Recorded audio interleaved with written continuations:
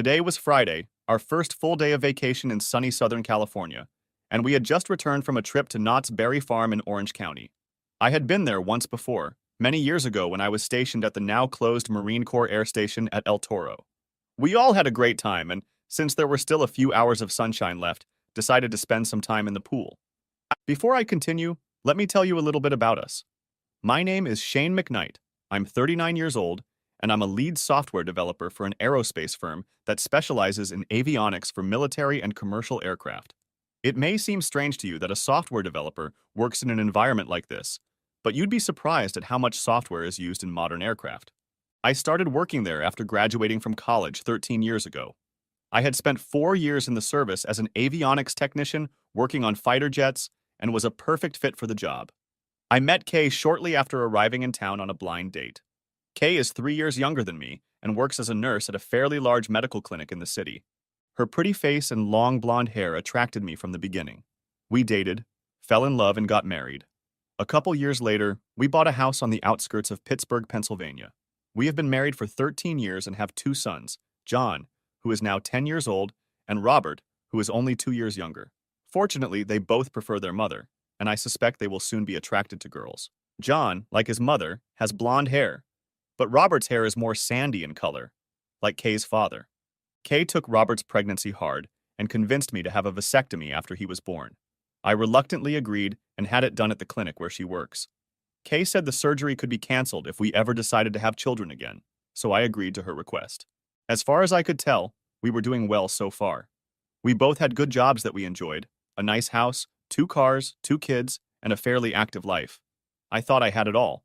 Sure, we had problems in our marriage, just like everyone else.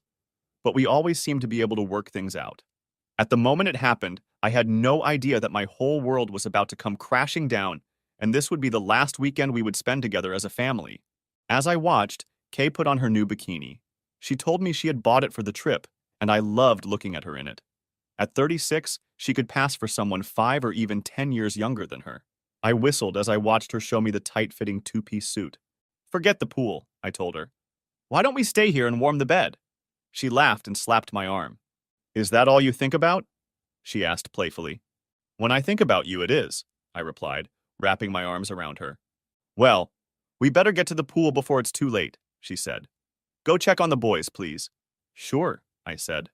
The suite we rented for the week was quite large and consisted of 2 bedrooms arranged in a central room.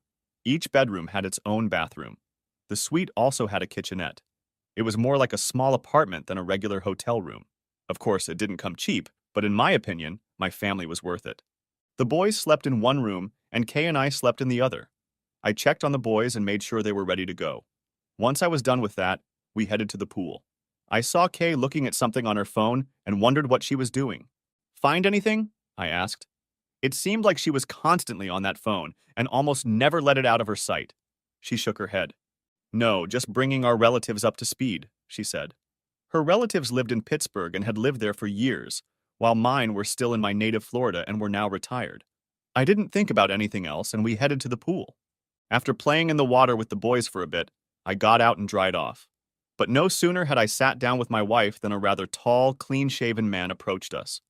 He looked to be about 30 years old, had short dark hair, and was dressed in shorts and a short-sleeved t-shirt. He introduced himself as Dan and shook our hands. "Mind if I sit with you for a while?" he asked, sitting down on a chair next to Kay. There were plenty of free chairs by the pool, and I couldn't help but wonder why he had decided to join us. Before I sat down, he reached into his pocket and pulled out a business card that said he was an account manager. Read, "Salesman," for Acme Medical Supplies, a company based in Columbus, Ohio, about 3 hours down the freeway from us. "Isn't Acme one of the companies your clinic uses?" I asked Kay. I'd seen one of their vehicles outside the clinic a couple times in the past. She nodded her head. "Yes," she said. "It's one of several companies we use." She turned to Dan. "Have you ever come to Pittsburgh?" He nodded his head. "Yeah, I do," he said. "About once every 2 or 3 weeks. My territory stretches from Columbus to Pittsburgh." "I see," I said. "So what brings you here?" "I'm here for a conference that starts this weekend," he said. "I'll probably be here most of the week." We talked some more and learned that he actually lives with his wife and 2 girls in Zanesville, a town along Interstate 70 between Columbus and Pittsburgh. Dan described himself as a happily married man, despite living in a house full of women. He joked that apparently he only manages to get girls. That's funny, Kay said. It seems like Shane can only produce boys. He spent some time with us and even played water volleyball with me and the boys in the pool. He seemed like a nice enough guy, and I didn't see anything between him and Kay that would cause concern. But for some reason, my radar was active and running on high. Eventually, we decided it was time for dinner and got out of the water. Dan said goodbye to us, saying he enjoyed the day and hoped to see us again.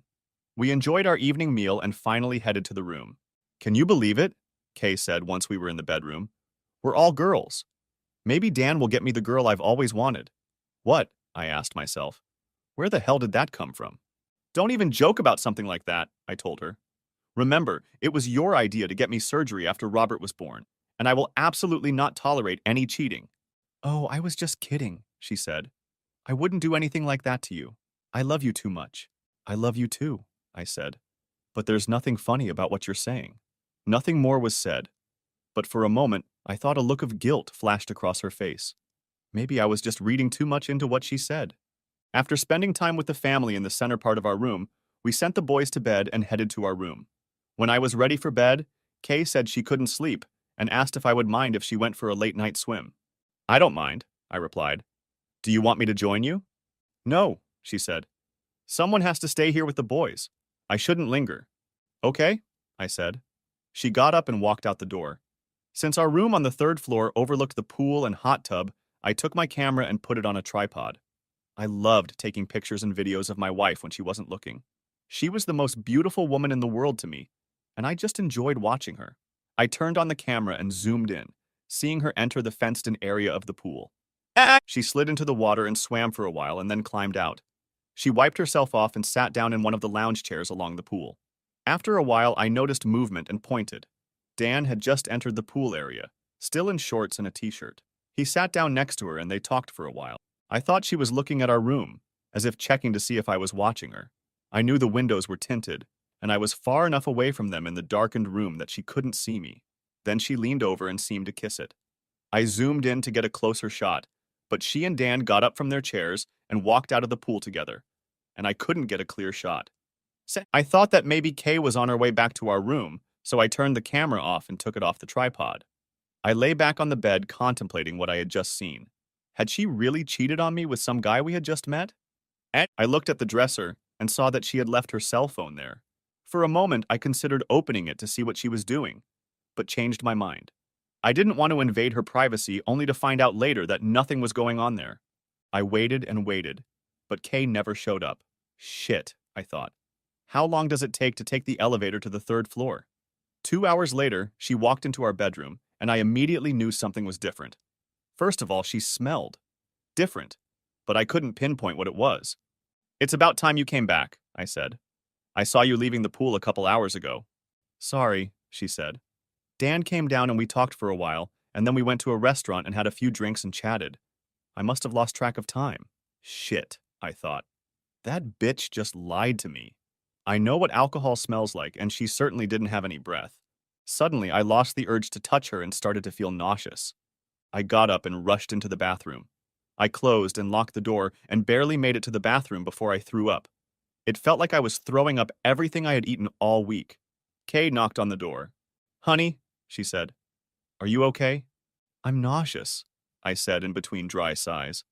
I washed my face and sat on the toilet again. How long has this been going on? I asked myself. Why is she doing this to us? It's not like I disappeared all the time and let myself get out of shape. Why? Why? I asked myself over and over again. It's amazing what thoughts go through a person's head at a time like this. Was my whole marriage a sham? Were the boys even mine? Damn her to hell. I don't even know how long I sat there thinking about all of this. Eventually, she knocked on the door again. What? I yelled. Honey, do I need to call you a doctor? She asked quietly. No, I'll be right out, I replied. After making sure I cleaned myself up, I sprayed some Lysol in the bathroom and went back to the bedroom. I had no desire to look at the woman I thought I was going to grow old with. She tried to approach me, but I waved her away. We lay on the bed again, and for the first time in our married life, I rolled away from her without even giving her a goodnight kiss. I love you, she said quietly. I said nothing in response. Good night, she finally said, and turned on her side. I thought I heard her sob a few times, but I didn't care anymore. Finally, Saturday came and I got out of bed. I hadn't gotten much sleep the night before, and what I had managed was filled with nightmares of Kay and Dan having fun in bed, and me lying there, unable to move or do anything. I didn't say anything to Kay and went about my business in the bathroom. I had promised to take the kids to Disneyland, and nothing Kay could do would make me break that promise. How are you feeling this morning? Asked Kay as we got dressed. I hope you're feeling better than you did last night. I feel like shit right now, I growled. Maybe you should stay here tonight, she said. I shook my head. I promised to take the boys to Disneyland, and that's exactly what I'm going to do, I said. At least I'm not breaking my promises. She recoiled slightly, but didn't say anything. We got dressed and led the boys downstairs to breakfast, saying almost nothing to each other. Dan came over to our table as we were eating. He took a chair and sat in the corner between Kay and me. For a moment, I thought I saw a smirk appear on his face. Kay looked up at him, smiling. I felt like ripping his damn head off. So, what's on your agenda? He asked. We're going to Disneyland, Kay said. Oh, that sounds fun, he said. Mind if I come with you? I couldn't believe the nerve of this asshole. What about your convention? I asked, hoping I sounded neutral enough to keep both crooks off guard. Oh, there's just a bunch of boring seminars there today, he said. I've heard all that stuff before. Well, Dan, I think Shane wanted to make it a family outing, Kay said, looking at me. Good for you, I thought, even though it was a little late. Dan shrugged. That's right, Dan, I said. I promised my family a day at Disneyland, and that's exactly what I'm going to give them. I understand, he said. Family is the most important thing. Yeah, I thought. Too bad you didn't think of that when you entertained my wife last night. Maybe next time, he added. Not likely, I thought to myself. Have a good time, guys, he said as he stood up. We got up too, since everyone had already finished breakfast. As we were leaving, I thought I saw him signal Kay, telling her to call him later. What's gotten into you? She asked me as we boarded the bus to Disneyland. You were so cold to Dan. I could ask the same of you, dear wife, I said, putting emphasis on the word wife. Or I could ask, who attacked you? Shane, that's not nice, she said, pouting. Please, I said sarcastically. Look, I added, trying to sound calm. Let's just have a good day for the boy, okay? Okay, Shane, she said. I don't know what's gotten you so upset lately, but whatever it is, I'm sorry, okay? Yeah, I said in a neutral tone. Normally, I would have hugged and kissed her, and we would have put our differences behind us, but not this time. After what she'd tried to do to me last night, I didn't even want to touch her or look at her, and there was no way she was going to get out of it. She leaned back in her chair, frustrated, apparently, that her attempt to get me comfortable with her had failed. I hope you won't be mad for the rest of our vacation, she said. I looked at her but didn't say anything. We spent the day at Disneyland, and I made sure the boys had a good time. I pretty much ignored Kay for most of the trip, but I tried to remain polite for the boys' sake. It wasn't easy, but I think I succeeded. More than once, however, I saw her texting someone on the phone. Was she texting Dan? Who knows, I thought. After lunch, the rather tired family crawled back onto the bus. I looked over at Kay as we sat down. So, did you have a good day? I asked. She nodded her head. Yeah, it was, she said. It would have been better if you had talked to me, though. I'm sorry, I said. I'm still not feeling very well after last night, I added. Right. Maybe you should try to get a good night's sleep tonight, she said. Yeah, maybe, I said. Right, I thought. As if a good night's sleep will get you out of cheating. Bitch. We drove the rest of the way in silence and had lunch when we got back to the hotel. Once we were in the room, I decided to try one last time with Kay. I walked over to her and hugged her. I'm sorry I've been such a bear, I said. Why don't we put the kids to bed and enjoy a private makeout session together? I'd love to, honey, she said. But I just recently got my period. I'm really sorry. What? I asked myself. I'm not a doctor, but I'm not stupid either. I knew her last period had ended the week before we left Pittsburgh. What kind of game was she playing? I'm sorry too, I said. Well, I'm tired. I think I need to lie down for a while. Why don't you do that, dear? She said. If you don't mind, I'm going to go down to the pool for a while. Yeah, go ahead, I said, resigned to the fact that she was probably going to be having fun with Dan for the next half hour. I watched her walk out the door. I pulled out my camera and set it up to see if I could catch them together. Sure enough, they met at the pool. This time I zoomed in to get a close-up shot of them. They talked for a bit before leaving. These were not the actions of people who had just met. This time I got clear photos and video. I was sure they were heading back to his room. I sat down on the bed and wondered what I should do. Part of me wanted to find his room number and go kick his ass, but I knew I would end up in jail. Then I saw that she had left her purse and phone on the dresser. I picked up the phone and saw that it was locked. I knew her passphrase was John's or Robert's birthday, so I tried using the month and day of John's birthday. Bingo. I was logged in. I started going through her text messages and only then realized what was going on. As far as I could tell, these two had been in a serious relationship for the past year. As it turned out, Dan was the Acme rep at the clinic where she worked and regularly stopped by every other week. During that time, they partied when they found the time. But things had changed dramatically in the last couple months. Kay had talked to Dan about getting pregnant with a girl and decided that he would be the best candidate to get her pregnant. She told him about our planned week-long vacation and actually suggested that he try to come to California so they could be together. Even worse was the fact that Dan's wife, Alicia, seemed to know about all their plans. Apparently, they had some sort of arrangement where each of them would have a different lover from time to time. Over the next few weeks, they made plans and schemed to put them into action. As soon as Dan was approved for a vacation, they set things up so that he would accidentally meet us at the pool. She would then find a way to spend time with him using me as a babysitter. Their ultimate plan was for her to spend every night in his room, and based on recent reports, that was supposed to start tonight. Worse, she had agreed to turn me down for the entire week. "What are you going to tell your husband?" he asked in one of the messages. "I'll tell him I'm getting my period," she wrote back.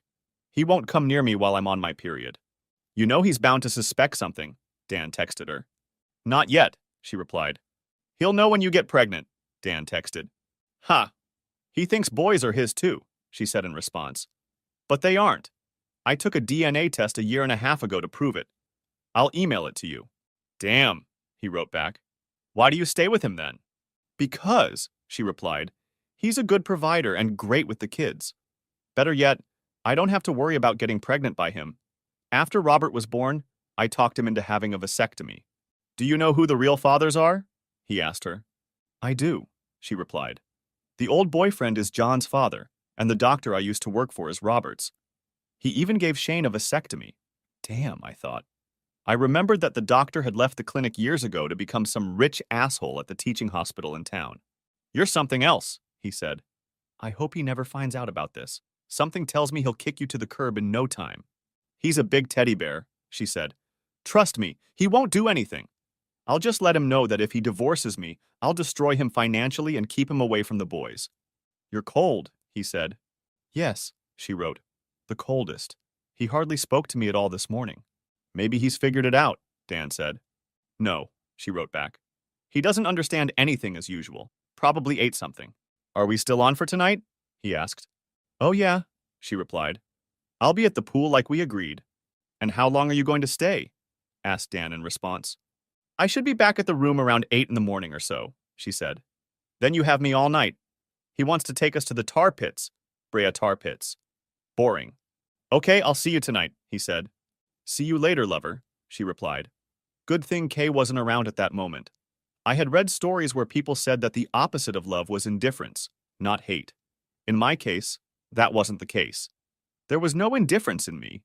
It was, simply put, blind, seething hatred. The bitch had lied to me all these years and even robbed me of the opportunity to have a family of my own.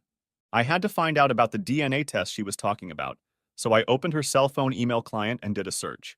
Sure enough, it was in a folder labeled Stuff. It was dated a little over a year and a half ago. I opened it and saw black and white proof of her perfidy. Somehow she had taken a sample from me and the boys. The test was unequivocal. Both boys were at best half-siblings with the same mother, but different fathers. The test showed that I could not be the father of either child. Annoyed beyond belief, I forwarded the document to my email and looked through the other emails she had saved. There were several of them, from Dan and other men, dating back about 8 years, just after Robert was born.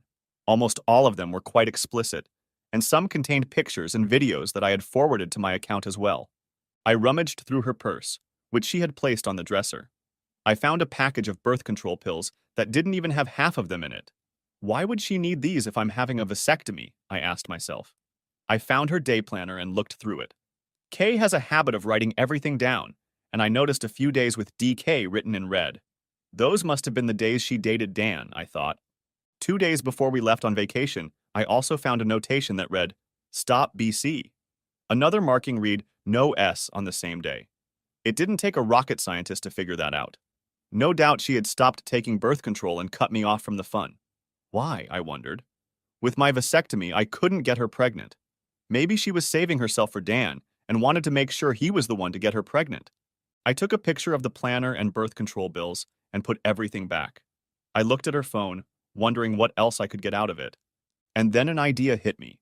A while back, the company I worked for decided that one of their junior developers might be passing trade secrets to a competitor, so they used an app that tracked all activity on his cell phone, from SMS text messages to phone calls to emails.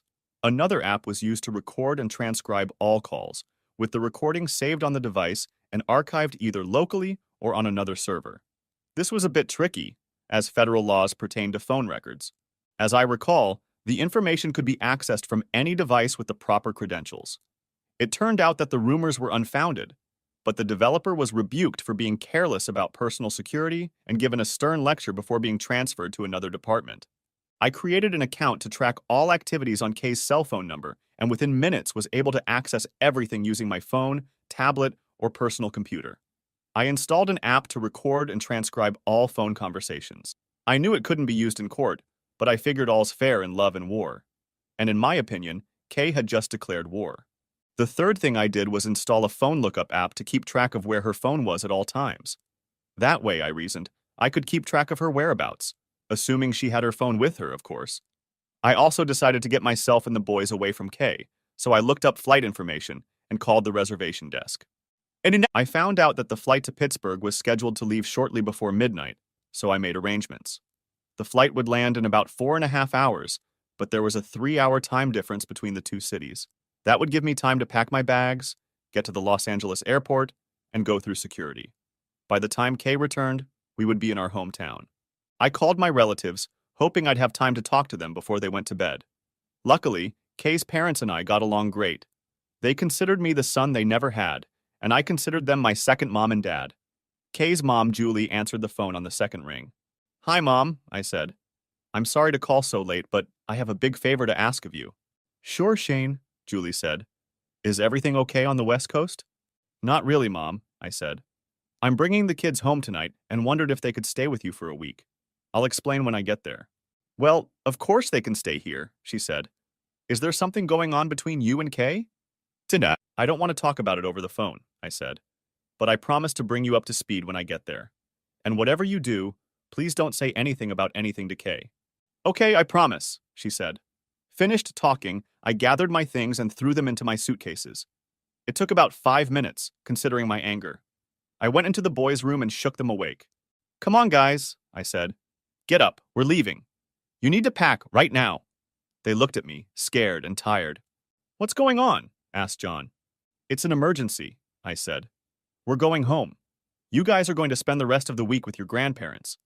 Now get up. Move it. Where's Mom? Asked Robert. Isn't she coming? No, silly, she's with that Dan, said John. I looked at my 10-year-old son. Had he really seen something I had missed? How do you know that? I asked him. She's been texting him all day today, Dad, he said. Didn't you notice? Honestly, my attention had been on them for most of our trip to Disneyland, but I remembered seeing her talking on the phone. Yeah, I said. Come on, get a move on, guys. We're leaving in a few minutes. I helped them pack up and then wrote a note for Kay, figuring she wouldn't see it until morning. Kay, you weren't here when we got up this morning, so I took the kids out for the day. I might be late. I'll see you later, S, it said. I wondered if she would notice that I hadn't left a single affectionate word, but honestly, at that moment, I didn't care. I figured that if Kay stayed true to herself, she'd probably read the note and head back to Dan's without dignifying the place with a single glance. We picked up our luggage and headed to the front desk where I settled the bill and turned in my key card. I told the night manager that my wife was still in the room, and I didn't know how long she would be there. I hope you enjoyed your stay with us, the girl said. Yes, thank you, I replied. As we walked outside, I saw a van labeled Airport Shuttle and talked to the driver standing next to it.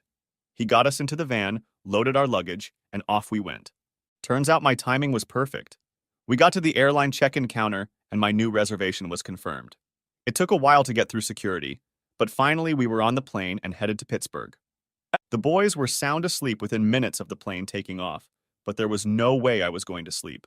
I pulled out my tablet and started researching Pennsylvania divorce law. Pennsylvania is a no-fault state, but state law does allow for divorces based on adultery or other reasons. The websites I looked at said that such divorces usually cost more and can take longer to resolve. As far as I could tell, I would have to pay child support. Part of me didn't mind, though, since I loved the boys I raised even though I wasn't their biological father. Our assets would be divided equally, but it looked like I would be able to avoid child support given the evidence of her years of cheating. It also looked like Kay would get physical custody of the boys, and I would become a weekend father to kids I had never raised.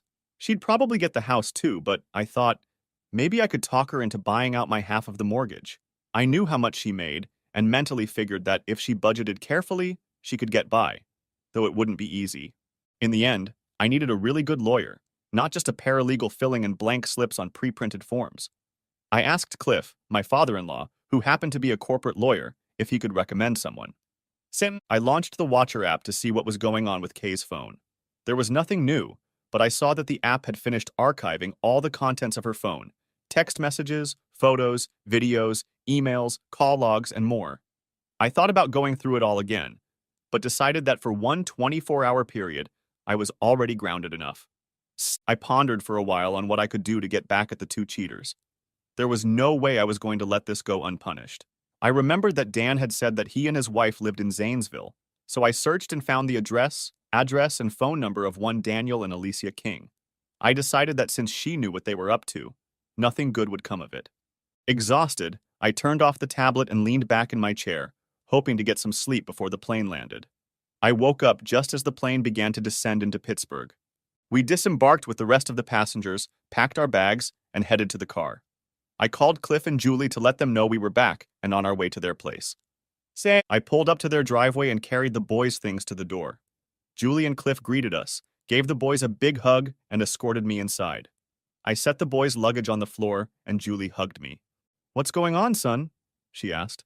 "I thought everything was okay between you and Kay." "I thought it was too," I said. "But I found out it was all a lie." "What do you mean?" asked Cliff. I pulled out my tablet and showed them the DNA test document from Kay's emails and her messages with Dan. "Oh my God," Julie said. "How could she have been so stupid?" "I'm sorry, Shane. I thought she outgrew all that stupidity after she married you." "What do you mean?" I asked. "Kay was a bit of a wild child in her younger years," she said. "It started in high school, and when she went to college, it only got worse. She was one of those girls you see on stage during spring break, taking off her clothes. She was constantly dating one guy and another. She was engaged for a while, but then they broke up. She told us they just drifted apart." "She never told me anything about that," I said. "Yeah, it was when she was in college," Julie said. "What was that guy's name?" she asked, turning to Cliff. "Oh yeah, Mike, something like that. Mike Jacques.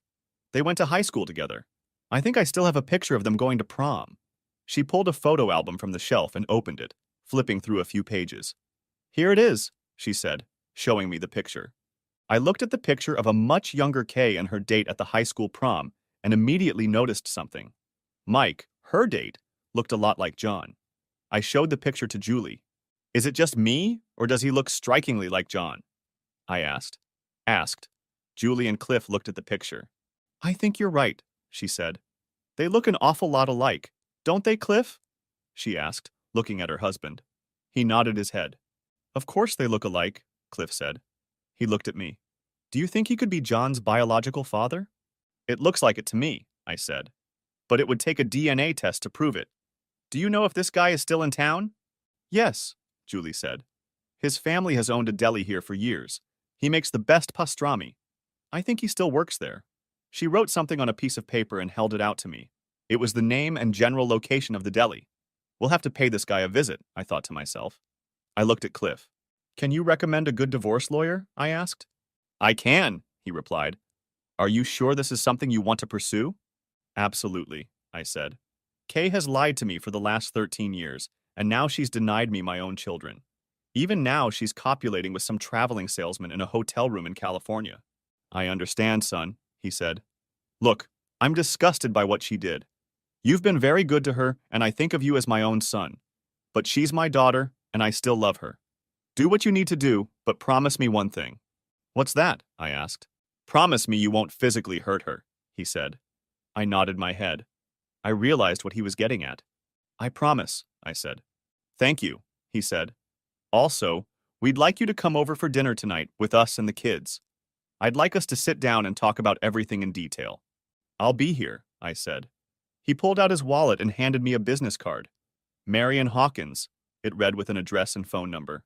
"From what I've heard, she's the best in the business," he said. "I worked with her a few years ago. She hates crooks fiercely. I suggest you call her office early Monday morning." "Thanks," I said. "I'll see you tonight, and please don't let Kay know we're here." "Mom is the word," Julie said. We said goodbye and I hugged the boys, promising to come back tonight. I left and headed toward the place I used to call home. Without Kay and the boys, it seemed so dark, so empty. Everywhere I looked, everything brought thoughts of happier times. Tears came to my eyes at the realization that those happy times were gone forever, tainted by her lies and deceit. I wiped the tears away and headed upstairs to my bedroom, vowing never to cry over Kay again. As I looked at myself in the bathroom mirror, I realized that I hadn't slept properly in almost 2 days. "God," I said to myself, "I look like shit." I brushed my teeth and crawled under the covers. I fell asleep almost as soon as my head touched the pillow. Kay. I walked into our hotel room at 8 o'clock on Sunday morning, hoping to see my husband and boys. I didn't know what to expect after the way Shane had treated me the day before, and honestly, I was a little scared. Thankfully, I had showered before leaving Dan's room this morning. The last thing I wanted was for Shane to smell my lover on me. I opened the door, expecting to be bombarded by the noise of 3 men getting ready for the workday. Or rather, 1 man and 2 restless boys. But instead, there was deathly silence. I wondered what was wrong and went into my room with Shane. He wasn't there, but I saw a note on the dresser. "Kay, you weren't here when we got up this morning, so I took the kids out for the day. I might be late. See you later." S, it read. Short, concise, and to the point. Just like my husband, I thought. I noticed that it didn't include the usual affectionate words he usually left. Not even a single "love you" or anything. Maybe he was still reeling from Friday night. Whatever, I thought. I decided there was no point in trying to call or text. Judging by his mood last night, it wouldn't do me any good. Besides, I told myself, I'm not interested in seeing a pile of tar anyway. I saw my phone on the dresser where I'd left it. As I picked it up and unlocked it, I noticed that the Messenger app was open. That's odd, I thought. I always close my apps when I finish work. Maybe I don't, though. I dialed Dan's number. "Hey, love," I said when he answered. "The Bone Man picked the guys up early this morning and says they might be back late tonight, so I'm at your disposal for tonight and tonight if you want." "Has he left already?" asked Dan. "Uh-huh," I said. "Apparently he got tired of waiting for me to show up and took off. His loss." "I'll meet you downstairs for breakfast then?" he asked. "How about we go to the pool from there and come back here for some fun?" "Will do, lover," I said. I couldn't wait. I grabbed a few things from the dresser and left. Shane. The clock was showing 1:30 p.m. when I finally opened my eyes. I must have been more tired than I thought. I got up, wiped my eyes from sleep, and headed to the bathroom. It was a good thing today was Sunday. There wasn't much I could do with the lawyer today, but I did have one very important thing on my agenda. I looked at my phone and noticed that Kay hadn't sent any texts or called to find out where we were. Figures. I wondered if she'd seen the note I'd left and decided to spend the day with Dickwad. After showering and getting dressed, I fired up my tablet and checked the activity on her phone. Sure enough, there was a new call, which meant she had to be in the hotel room reading the note I'd left. Judging from the log, the call was made to another cell phone with a 740 area code. Looking it up on the internet, I learned that it was one of 2 area codes for Zanesville, the town where Dan lived with his wife and 2 girls. I listened to the audio of the call and read the transcript provided by the app I had installed, and decided she would spend the day and night with Dan. Looking at her tracker data, I saw that the phone and presumably her were still at the hotel. I checked the map, found out where the deli where Mike Jacques worked was located, and headed there. I found the place easily, parked, and went inside. The man cutting meat on the counter behind the display case turned around as I stepped inside. He'd put on a couple pounds since high school and his blonde hair had thinned, but I knew it was him, Mike Jacques. It also helped that he wore a name tag that said, Mike. "What can I do for you, buddy?" he asked, smiling. Are you Mike Jacques? I asked. Depends on who you are, he said, still smiling. If you're a bill collector or from the IRS, no. I laughed. At least he has a good sense of humor, I thought. I'm not a bill collector, and I don't work for the IRS, I said. His smile widened and he held out his hand, taking off his gloves. Then I'm your man, he said. And who are you? Shane McKnight, I said. Nice to meet you. Nice to meet you, he said. What can I do for you? Well, 3 things actually, I said. Do you know Kay Williams? He nodded his head. Yeah, I did, he said. Back in high school and college. I heard she got married. Yeah, I said. She married me about 13 years ago. I see, he said, and the smile disappeared from his face. I understand you and she were once engaged, I said. He nodded his head. Yes, he said. But that was a long time ago. We were both in college at the time. If you don't mind me asking, what happened? I asked. Well, I caught her with another man, he said. I was hoping she'd keep her promise to be faithful, but apparently she couldn't, so I broke up with her. You took her to your high school prom, right? I asked. Yeah, a long time ago, he replied. Look, you didn't know her then. She was pretty wild. I thought she'd settle down as she got older, but I guess that didn't happen. Right. Do you remember seeing her about 11 years ago or so? I asked. His face turned red. Yeah, he said quietly. She came here to the deli around closing time and said she wanted to talk to me. I thought maybe she wanted to come back to me, but I saw her wedding rings and changed my mind. She said she wanted to make amends for what she did to me in college. She said she wanted me to get her pregnant. I asked her about her husband, I think it was you, and she said you enjoyed her having fun with other men. Said it was a game the 2 of you played together. Not exactly like that, I said. I see, he said back. Doesn't go too well with that ring, does it? I asked, looking at the wedding band he was wearing. He looked at it for a moment before answering. I wasn't married yet at the time, he said. I met my wife about 6 months after that day. Did you ever hear back from Kay? I asked. Yes, he replied. She came and said she had a baby boy, named him Jim or something. John, I said. I pulled out my phone and showed him a picture of John. Striking resemblance, don't you think? Yeah, he said. Pretty boy. I guess you want to mess with me now, right? I shook my head. It's a little late for that, I said.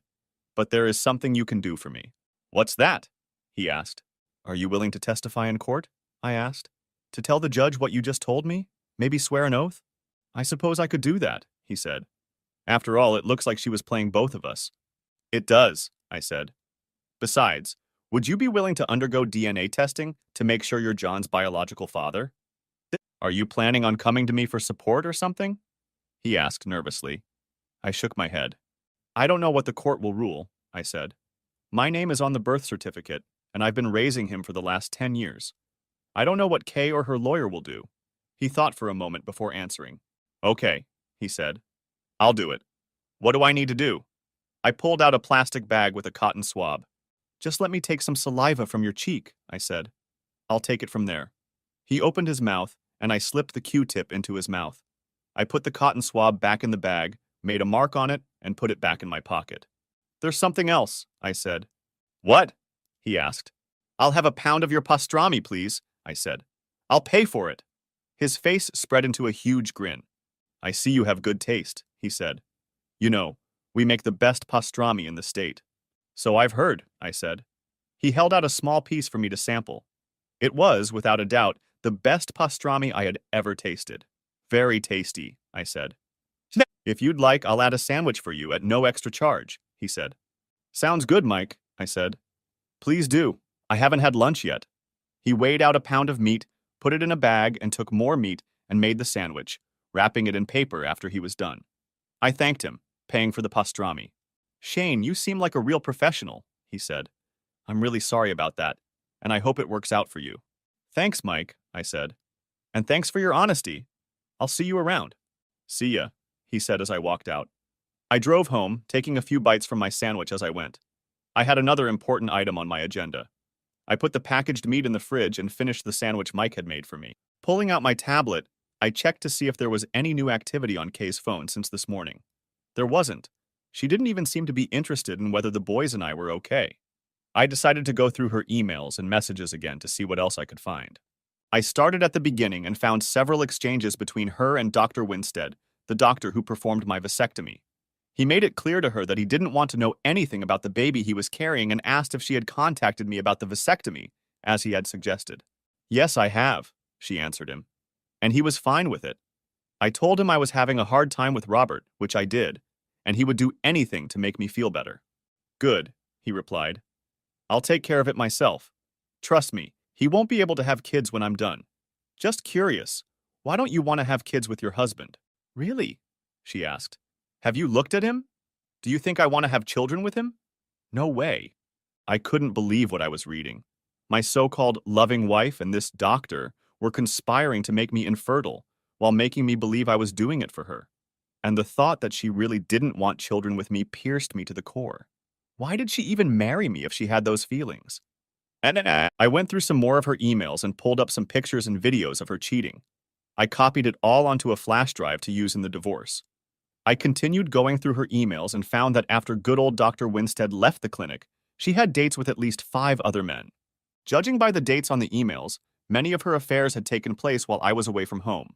Of course, I didn't travel much for work, but I did have to go out a few times to oversee software upgrades on old avionics or to observe test flights of new equipment we were developing. Mostly, I had to travel 3 or 4 times a year. Then she met Dan, and things changed dramatically. It turned out that Dan and his wife were into an unusual club and wanted to get Kay and me involved as well. Kay told them that I would never agree to that, and they decided to keep the affair between the 3 of them going. I sat there wondering how I might not have noticed this before. Had I been so blinded by my love for her that I just hadn't noticed it? How much longer would this betrayal have gone on if I hadn't found out? Worse, how would I have explained it to the boys? I had always told them that honesty was always best, even if it hurt. I knew one day I'd have to tell them that. Damn her, I thought. Damn her to hell. I looked at the clock and realized that I would have to leave soon to have dinner with the boys and my in-laws. I showered again, feeling dirty after looking at Kay's emails and messages. Once I got home, I rang the doorbell and Cliff answered it. He invited me in and the boys immediately bustled around me. God, I love those boys so much. I wish I was their biological father. We all sat down at the table and enjoyed our dinner, and then retired to the family room. Dad, John said, getting my attention, are you and Mom getting a divorce? I nodded my head. I'm afraid so, son, I told him. Did I do something? He asked with tears in his eyes. I pulled him close to me. I'll make it up to you, I promise. No, son, I told him. You haven't done anything. You're both the best sons anyone could wish for. Then why? He asked. Don't you love Mom anymore? It's hard to explain, son, I told him. Sometimes moms and dads go through things that can't be fixed. This is one of those times. But remember that I love you, and I always will. And I'll always be there for you, okay? I hugged both boys for a while and comforted them. But they knew things would never be the same in our family again. Listen, I said. Why don't you guys go upstairs and get ready for bed? I need to talk to Grandma and Grandpa for a little while, okay? Okay, they said as they left the room. I waited until they were gone and pulled out my tablet. I spent the next hour telling Cliff and Julie what I knew so far. I showed them all the text messages and emails, even photos and videos. They were clearly outraged at the way their daughter had behaved, but watched the videos anyway. Yet, it looks like she's been doing this to me our entire marriage, I told them. That explains what happened last summer, Julie said. What do you mean? I asked. Last summer when you were at Edwards for a week, Kay brought the boys over and asked if they could stay the night, she said. She told me she was going to a girl's birthday party at her office and thought she might stay late. We didn't see her until Sunday afternoon. I remembered that trip.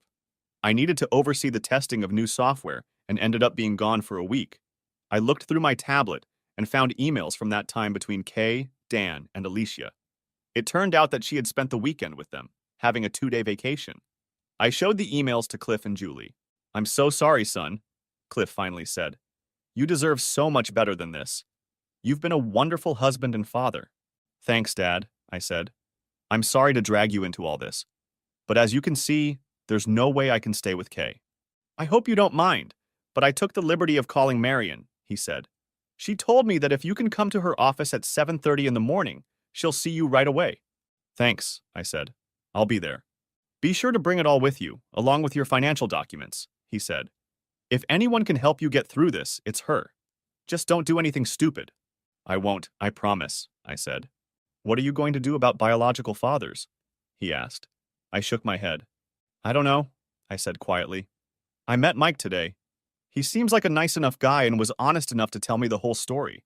I think he was played as much as I was, but I don't know what I'm supposed to do about Dr. Winstead. Yes, I've met him several times at the country club, Cliff said. He's a cocky son of a bitch. I'd like to see you rein him in. I laughed. I'd like that too, I said. I looked at the clock and realized I had a lot to do before I went to bed. I better get going, I told them. If you don't mind, I'd like to say goodnight to the boys. Good idea, Julie said. I left the room and went upstairs. The boys were in bed, but not yet asleep. I hugged them, told them I loved them, and promised I'd see them soon. I said goodnight to Cliff and Julie and headed home, where I set about gathering all of our financial information. I printed out everything that was out there and put it in a folder along with the most damning emails. I also copied pictures and videos onto a flash drive. One last time I checked to see if there was any activity on her cell phone, and seeing nothing, I decided to call it a day. I couldn't believe that she hadn't even bothered to text me to see if everything was okay with the boys. The next day, Monday, I got up early, noticed that Kay still hadn't bothered to text or call, showered, shaved, got dressed, and headed to Marion's office. I met her at the office door at 7:30. Mr. McKnight, I presume, she said as she opened the door to her office. Please call me Shane, I said. You must be Miss Hawkins. Actually, it's Mrs. Hawkins, but you can call me Marion, she said. I see you got your father-in-law's message. I did, I told her. And he told me you were the best at what you do. I am, she said. My secretary won't be here for another half hour, so let me get us each a cup of coffee and we'll get started. Sounds good, I said. She made each of us a cup of coffee from the Keurig coffee maker in the reception area and escorted me into her office. Mr. Williams, your father-in-law, tells me you want a divorce. Is that true? She asked. Yes, it is, I replied. Good, she said. Tell me what's going on. I brought her up to speed, leaving nothing out. I showed her the emails, the text messages, the DNA form, and handed her a thumb drive with photos and videos. And you say you haven't heard from her since you left California on Saturday night? She asked. Nothing, I said.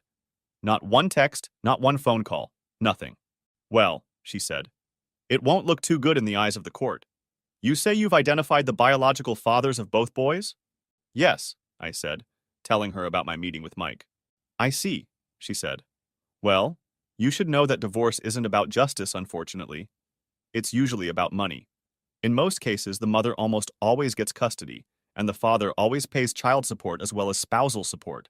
All of your assets are usually split in half, and the house usually goes to the custodian. Pennsylvania is a no-fault state, she added. However, the law allows for divorce based on adultery. I assume that's what you're looking for. It is, I said. We'll have to prove it to a judge, but from what you've shown me, I think we have a compelling argument, she said. Based on that, we can ask that spousal support not be awarded. However, you would still have to pay alimony. It depends on a formula that takes into account many factors. Even if I'm not the biological father? I asked. You raised the children as your own for 10 years, she said. But that doesn't mean there's nothing we can do. You said Junior's father is Dr. Robert Winstead? Yes, I said. Suddenly it hit me. My youngest boy's name is Robert. That bitch named him after his real father. You say he's the one who gave you a vasectomy after he talked your wife into giving you one, Marion said. Yes, I said. Is that significant? Probably, she said thoughtfully. Let me work with that for a while. In the meantime, I'll draw up a petition whereby she gets physical custody of the boys and you get joint custody. That's probably what the court will decide anyway. I will also ask for a basic minimum of child support and no spousal support. I would also give her the option to buy out your half of the house. There is also a possibility that the court may order you to go to counseling. Would that interest you? No, I said. She lied to me from the beginning and robbed me of the opportunity to have a family. Nothing will ever make me reconcile with her. I understand, she said. However, depending on the judge, you may still be ordered to go to counseling. I'm just letting you know that it's a possibility. I nodded my head in understanding. What about DNA testing? I asked. We already have the results of the test your wife got, she said. But I can see how additional testing to confirm paternity might be helpful. By all means, have it done if you'd like. We talked some more, and she gave me a list of things to help protect myself financially. After making all her notes, she stopped and looked at me. When do you want it serviced? She asked. As soon as possible, I replied. You say the hotel room in California is booked through Friday? She asked. Yes, but she can come back anytime, I said. As far as I know, she still doesn't know I've left. I see, she said. Good. We plan to serve her when she gets to the airport. If you find out she's coming back early, call me on my cell phone. If I don't answer, it'll be because I'm in court, so just leave a message. In the meantime, don't do anything stupid. Let me take care of this. I know it's hard for you, but you have to be strong for your two boys. Thank you, I said. Is there anything else we need to talk about? Not right now, she said. But please contact me if you hear from her. I will, I said. So, how much do I owe you? I blushed when she told me that, but I knew it was necessary. I wrote out a check and handed it to her. We said our goodbyes and I walked out the door feeling a little better. I still hated Kay, but at least I was doing something about it. On the way home, I stopped by the bank and made the changes to our account that Marion had advised. I withdrew half of all the money and opened a new account in my name only, and then paid off and closed the joint credit cards. However, one I ordered just for myself. I also knew that Kay had her own card in her name that was not linked to the joint account, although I paid for it from our joint checking account. By the time I got home, it was almost 11 a.m., 8 o'clock California time, and I figured if Kay was going to call, she'd do it soon. Kay. At 8 a.m. Monday morning, I walked into our room. I paused before entering the room, not knowing what I would find there. I hadn't heard from him yesterday, and I was a little worried about the boys. I knew they were safe with Shane, but it would be nice to hear something. I slid the keycard into the slot and opened the door, hearing the latch unlock. When I entered the house, it was eerily quiet. Almost too quiet. Where were they? I hadn't seen them at the restaurant. Had they already left for the day? I called out to them, but no one answered. I went into the boys' room and saw that both beds were made. I didn't see the usual mess of toys and clothes and wondered what was going on. When I opened the closet, I got the shock of my life. All of their clothes were gone. I opened the drawers of the dresser, and everything was gone there too. In a panic, I ran to our room and opened the closet door. All of Shane's stuff was gone too. I looked at the dresser and saw that the note he had left Saturday night had never moved. Opening the drawers of the dresser, I saw that everything was gone. Oh my God, I thought. He knows. I pulled out my cell phone and called. Hi, Shane said when he was answered. Honey, it's me, I said. Where are you? Is everything okay with the boys? What's going on? Like you care, he said. You could hear the anger in his voice. Of course I care, I said. I love you and I miss you. Ha! He exclaimed. Is that why you waited 36 hours to contact me? What? Were you too busy having fun with Dan to notice that the boys and I weren't here? What are you talking about? I knew the boys would be safe with you, and I know how much you hate using your phone, I said. Bullshit, he stated. You realized I was going to be gone, so you decided to spend the day and night with your buddy. Don't lie to me again, bitch. I know everything. What do you mean, everything? I asked. I was starting to get a little nervous. How much does he really know? I mean everything, slut, he said. I found the results of your DNA test, and I know the boys aren't mine. I know who their real fathers are, and I know how you schemed to keep me from ever having children. You lied to me our entire marriage. Even this vacation was just an excuse to have fun with Dan for a week. Shane, it's not what you think, I said, trying to get him off balance. It wasn't working. You don't have to tell me that, you worthless, cheating whore, he said. You deliberately plotted and schemed to deprive me of my family. And you know what? It's over now. We're done, whore. We're done. I've already seen a lawyer about a divorce. Divorce? I asked. No, please, Shane. I don't want a divorce. I don't care what you want anymore, he said. Shane, please let me come home and we can talk this out like adults, I said. I realize you're angry right now, but we can work this out. There's nothing to settle, slut, he said. The room is paid for through Friday, so you can stay there. You'll be handed the papers when you get back. By the way, you should know that I canceled your joint credit card and debit card, but you still have your personal card. Shane, please, I started, but he was already done talking. I stood and stared at the phone, contemplating whether or not I should call back. Figuring it wouldn't do any good, I decided not to call. The more I thought about what he said, the angrier I got.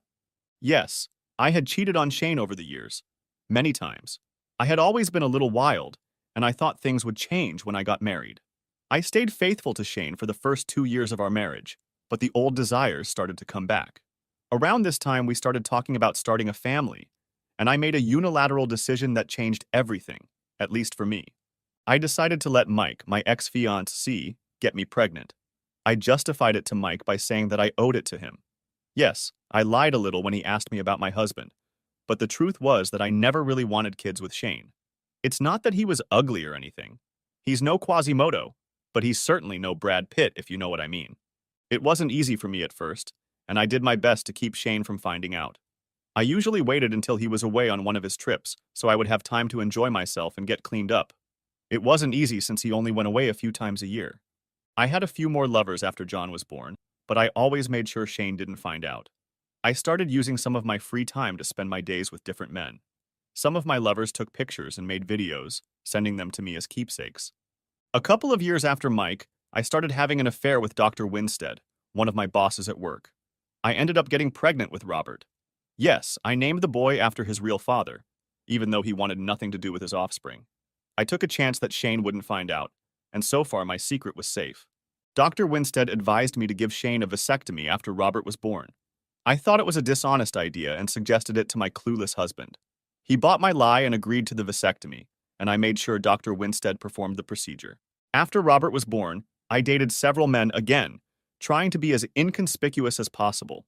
I never denied Shane anything and promised myself I wouldn't disrespect him by giving him sloppy seconds. As long as he remains in the dark, I thought, everything will be okay. Somewhere along the way, I met Mac. It's not his real name, of course, but that's what everyone calls him. We slept together a few times, after which he made me an offer that promised to be very lucrative. Everything we did was for cash, and by now I had managed to amass a good amount of capital. I decided to use it as a backup in case Shane suddenly decided to leave me. Yes, some of what I was doing for Mac was outside the law, but he assured me that everything would be okay if I kept my cool.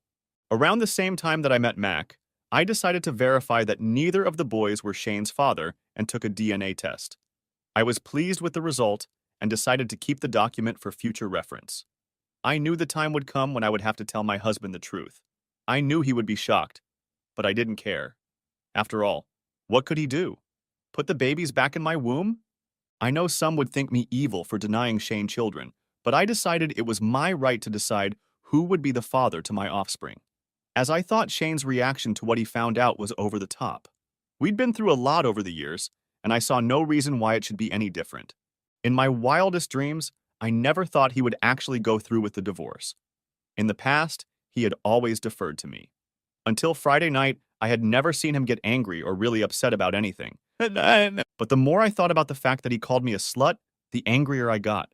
Yes, I'm a slut. But, I asked myself, how dare he call me that? I'll show him, I thought to myself. He thinks I'm a slut. I'll show him what a slut I can be. A plan began to form in my head. What the hell, I thought to myself. And then another thought hit me. Shane had said he knew everything, and that really bothered me. If he really does know everything, like he said, I could end up in jail. I opened my contact list and made another call. McGregor, a male voice said. Mac, I answered. It's me, Kay. Hi, Kay, he said. How's California? Having a good tan? Yeah, fun, I said. We've got a problem. Shane knows. He said he knows everything. Shit, Mac said. Part 2. Shane. I had just finished talking to Kay, deciding I couldn't take any more of her stamps and bullshit. I waited a few minutes and checked that the app I had installed on her phone Saturday night had downloaded the audio file along with a transcript of the conversation. I noticed that she was in the middle of a conversation with some number in the local Pittsburgh area. I didn't recognize the number and looked in her contacts. Sure enough, it was registered to a person named Mac. I waited for the conversation to end and gave the app time to copy the audio file and transcript to the cloud. After about half an hour, I saw that they were both available. I opened the transcript and printed it out so I could read it while listening to the conversation. Sitting down at my desk again with the transcript in hand, I opened the audio file and pressed the play button. McGregor, said a male voice. Mac, Kay replied. It's me, Kay. Hi, Kay, McGregor said. How's California? Having a good tan? Yeah, fun, she answered him. We've got a problem. Shane knows. He said he knows everything.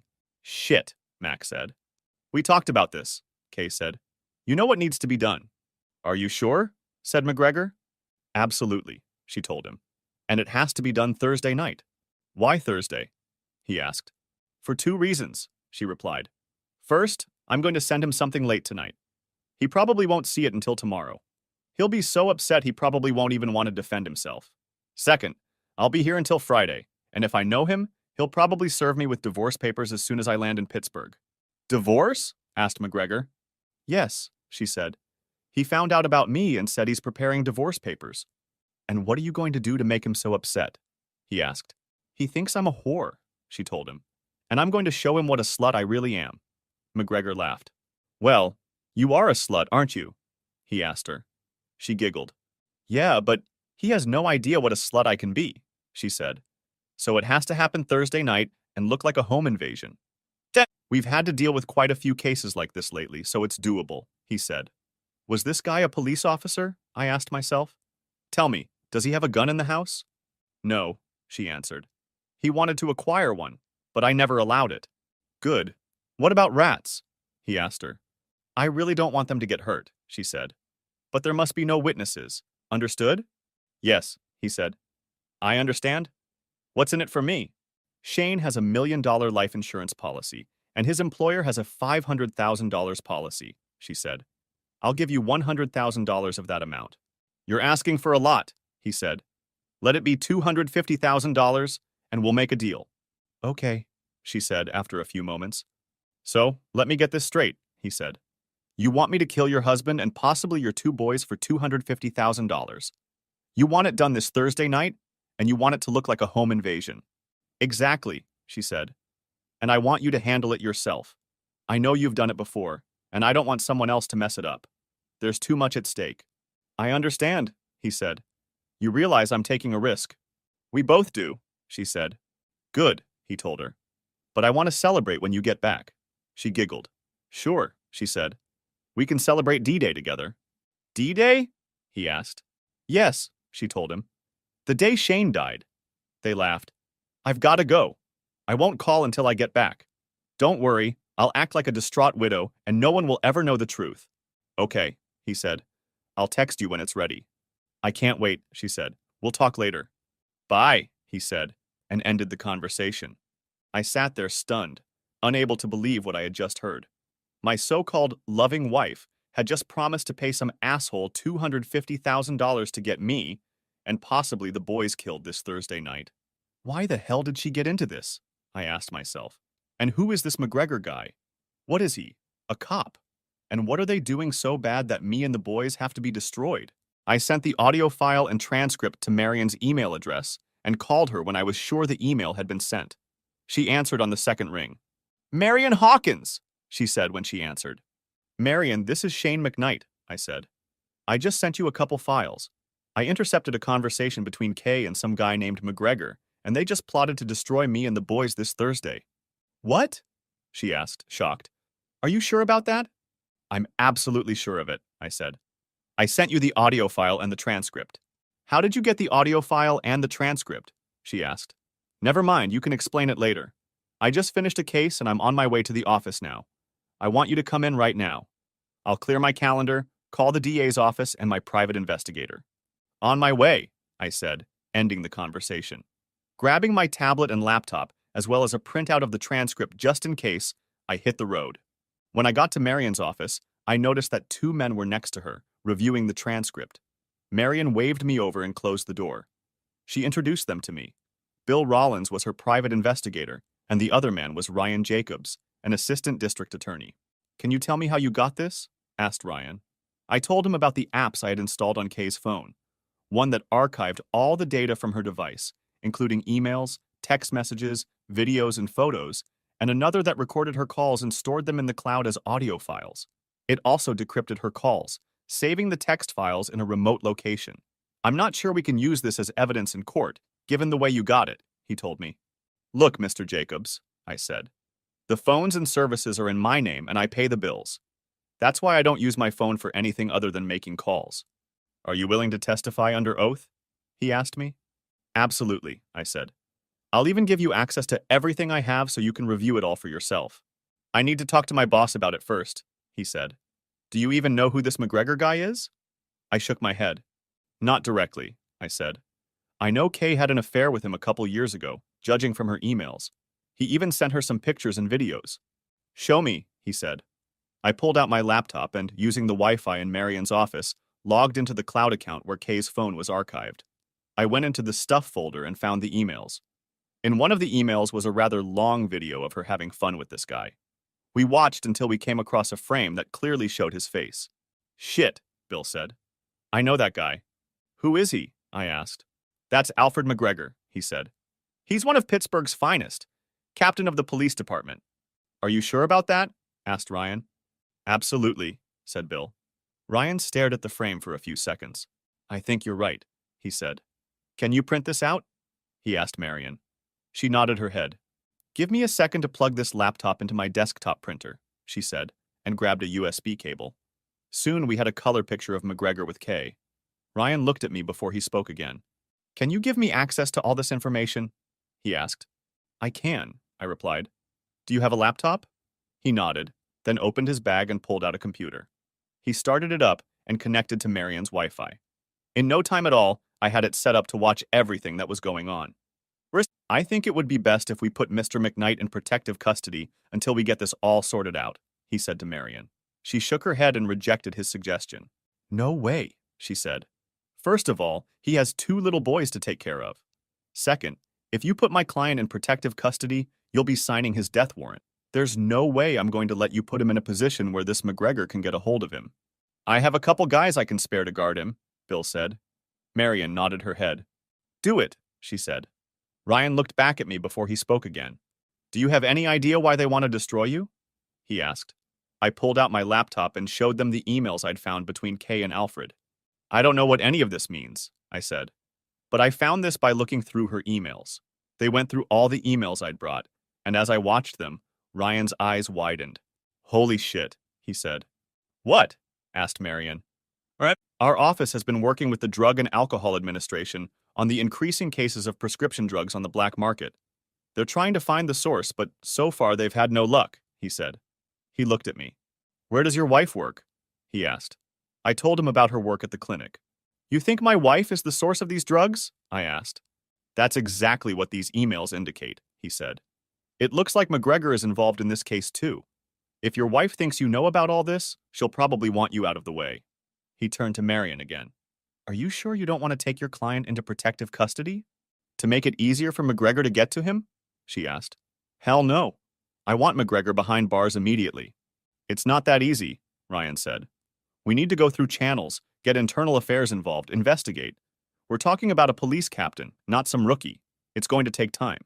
We don't have time for your political bullshit, Marion said angrily. By the time you go through normal channels, I'll already be on Social Security and my client will be dead. We know McGregor plans to take him down on Thursday. That gives us less than 3 days. What do you want me to do? Asked Ryan. Call your boss right now, she said. He's probably at lunch right now, said Ryan. I know he's there, Marion said. He's probably on his way back to his car right now. Call him and put him on speakerphone. Ryan nodded his head and pulled out his cell phone. He put it on speaker and placed the phone on Marion's desk. Giles, the man said as he picked up the phone. Boss, this is Ryan Jacobs, Ryan said. I'm with Marion Hawkins and her client, and it seems we have a problem. Oh, asked Giles. What kind of problem? Can't it wait until I get back to the office? I just finished lunch. Ryan looked at Marion, who grinned back with a disgusted smirk on her face. Not exactly, Marion said.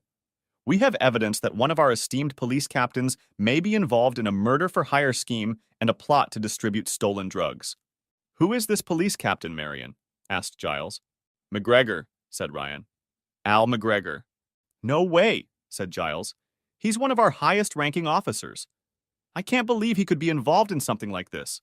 We have some pretty compelling evidence, boss, said Ryan. What kind? Asked Giles. A recorded phone conversation, as well as a slew of incriminating emails, said Ryan. Shit, said Giles. We don't have time for political crap, Giles, said Marion. According to what we have, the murder is supposed to happen Thursday night, and it involves children. Shit, Giles said. You already said that, Giles, Marion said. And what are you going to do about it? Fine, Giles said. Ryan, let Jenkins take over your business for a couple days. I want you to work only on this and bring me a solid case in 48 hours. Can you do that? Can do it, Ryan said. Keep that to yourself, Giles said. In the meantime, I'll put a bug in the chief's ear and we'll alert IA. If there's anything to it, we'll get it off the street as soon as possible. Will that satisfy you, counselor? For now, Marion said. But so help me, Giles. If anything happens to my client and his kids, I'm going to make such a fuss you won't believe it. And you can kiss your re-election goodbye. Don't worry, Marion, Giles said. I'll do my job. I hope so, Giles, she said. I really hope so. Ryan finished talking and gathered his gear. I'd better get started right now, he said. We definitely need to issue a warrant for your wife's arrest. You say she's due back on Friday? I nodded my head. Good. I'll take care of getting this message to California so the locals can pick her up. Can I have your number in case I need more information? He asked. I nodded my head, wrote down my number and home address on a piece of paper and handed it to him. He thanked me, tucking the piece of paper into his pocket. One last thing, he said. We'll need to search your house. I'll get a search warrant and call you when we're ready to come. I understand, I said. He nodded his head, shook my hand, and walked away. I guess that changes things with your divorce, Marion said after Ryan left. You think so? I asked sarcastically. I'm sorry, I said, seeing her reaction. The whole thing really pissed me off. It's not your fault. It's okay, Shane, she said. I'd be a little pissed off too if I were you. So, I take it you want custody in the house? Yes, I said. I doubt she'll be able to pay child support while in jail. I doubt it myself, she said. We'll figure something out. Just go take care of your kids, okay? I nodded my head. I will, I said. Bill came back into the room and turned to me. Do you have a security system in your house? He asked. I nodded my head. Yes, we do, I told him. Good, he said. What about security bars on the windows? No, I said. I've never been interested in them. I understand, he said. But I think under the circumstances you should have them, as well as armored doors. I have a contractor who can install them for you. You can take them off later if you want, when this is all over. Okay, I said, thinking for a moment. If anything, I figured it would slow McGregor down for a minute or two. Just in case, I'll assign a man to patrol the outside of your house, as well as a man inside, he said. I nodded my head. I'll also send a couple people over to McGregor's place to see what we can find out. I'd be able to handle it myself, but he knows me, and will spot me in no time. That makes sense, I said. I won't be home for a while. I need to go visit the boys. No problem, he said. Live your life as usual. Just be extra observant. Thanks, I will, I said. Listen, if you hear from Kay or McGregor, let me know immediately, Marion said. I don't care what time of day or night. I will, I said before I left. I headed over to Cliff and Julie's house to see the boys and get some dinner. It had been a long day, and I knew it was only going to get worse from here. Julie had lasagna ready and set it out for me when I arrived. Cliff and I talked while I ate. What's the word, Shane? He asked. I told him about the threat against me and the boys. He shook his head when I told him about the phone conversation between Kay and McGregor. Well, the boys are safe here, he said. Do you have a gun? He asked. No, I answered. Kay would never let me buy one. Said she was afraid of them. Nonsense, he said. Wait. He got up and returned a few minutes later with a 12-gauge pump-action shotgun. Do you know how to use one of those? He asked. I was in the Marines for 4 years, I told him. 4 years in a row was qualified. My dad has a shotgun very similar to this one. Good, Cliff said. It's fully loaded with rock salt. Not lethal, but it'll sting like hell. Take it and use it if you need to. What about you? I asked. He laughed. I have 2 more of these and an AR-15, he said. We're protected. Thanks, I said. Anytime, he said. Look, son, I can't tell you how sorry I am that all this happened. It's not your fault, I told him.